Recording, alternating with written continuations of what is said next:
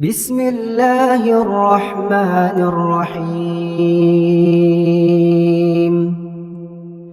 الحاقة ما الحاقة، وما أدراك ما الحاقة.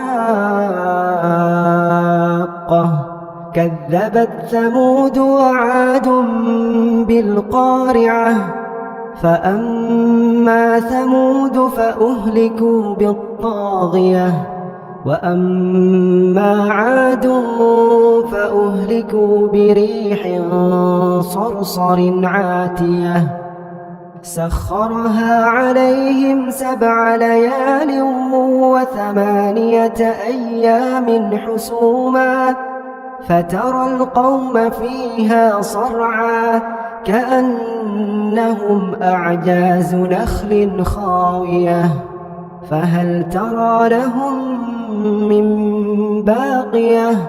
وجاء فرعون ومن قبله والمؤتفكات بالخاطئة، فعصوا رسول ربهم فأخذهم أخذة رابية.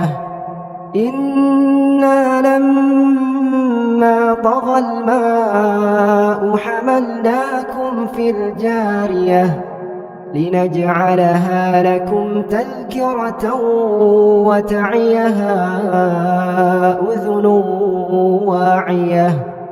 فإذا نفخ في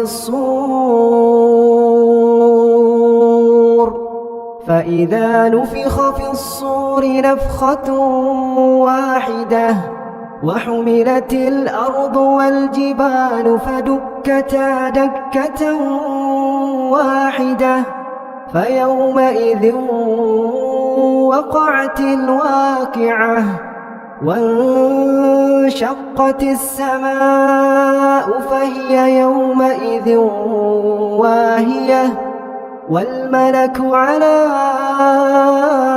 أرجائها، ويحمل عرش ربك فوقهم يومئذ 8. يومئذ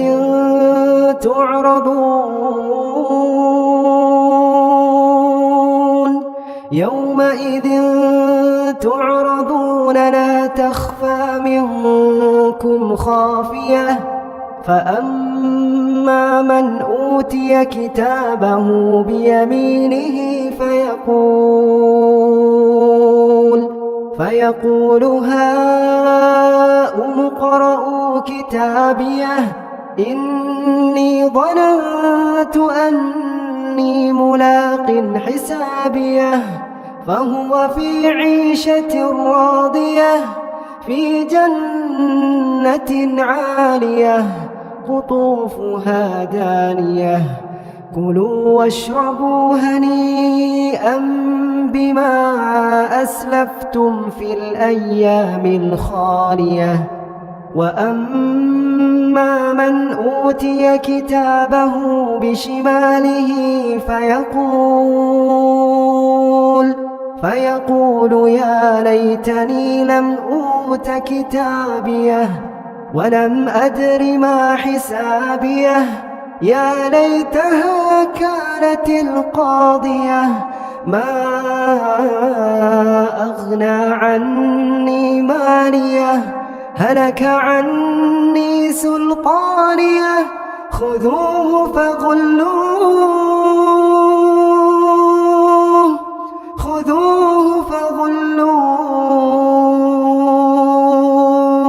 ثم الجحيم صلوه، ثم في سلسلة ذرعها 70 ذراعا فاسلكوه. إنه كان لا يؤمن بالله العظيم، ولا يحض على طعام المسكين، فليس له اليوم هاهنا حميم، ولا طعام إلا من غسلين. لا يأكله إلا الخاطئون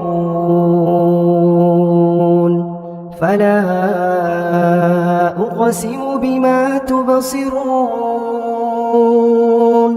وما لا تبصرون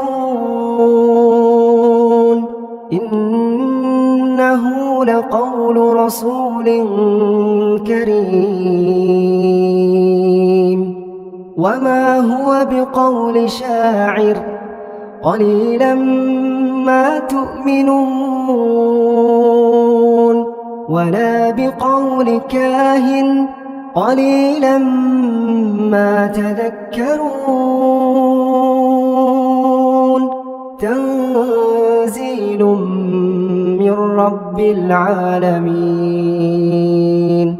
ولو تقول علينا بعض الأقاويل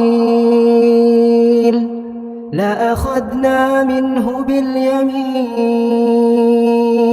ثم لقطعنا منه الوتين فما منكم من أحد عنه حاجزين وإنه لتذكرة للمتقين وإنا لنعلم أن منكم مكذبين وإنه لحسرة على الكافرين وإنه لحق اليقين فسبح باسم ربك العظيم.